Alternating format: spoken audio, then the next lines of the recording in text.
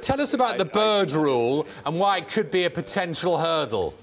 Yeah, so the Byrd Rule is one of these sort of archaic rules of the Senate, and basically because the bill is going through reconciliation, meaning they just need 50 votes in the Senate versus the typical 60, that they can't affect the deficit after the 10-year budget window. So they have to look at what everything's costing in the 10-year decade, but then also after that, if anything adds to the deficit, they have to offset it somehow, or they just can't do that sort of tax cut. So that's really the math and the weighing that the Senate Finance Committee is doing right now. Any change they have to make, they have to see what it's going to do in a decade and fix it from there, which is really tricky. The House, sort of followed these rules, but it doesn't have quite the strict limits that the Senate does, and that's a really tough thing to do just in the next several days, which they're trying to attempt to make happen. Yeah, and the chairman of the Senate Finance Committee, Laura, Orrin Hatch, didn't seem to know how they were going to arrive there.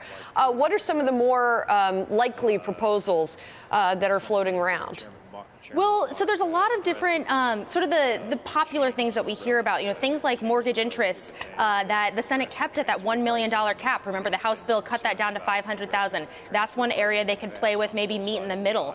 There's also the state and local tax deduction that the House keeps some of, the Senate fully gets rid of. There's going to be a lot of pressure when the two bills come together to at least keep some of that, because it probably can't get through the House without it. So they might have to start, getting rid of some other things. They've already delayed the corporate tax rate 1 year. It'd be really unpopular to do it a second year, but there's all sorts of things you can dial up, dial down to make everything fit within the sandbox that they have to play in.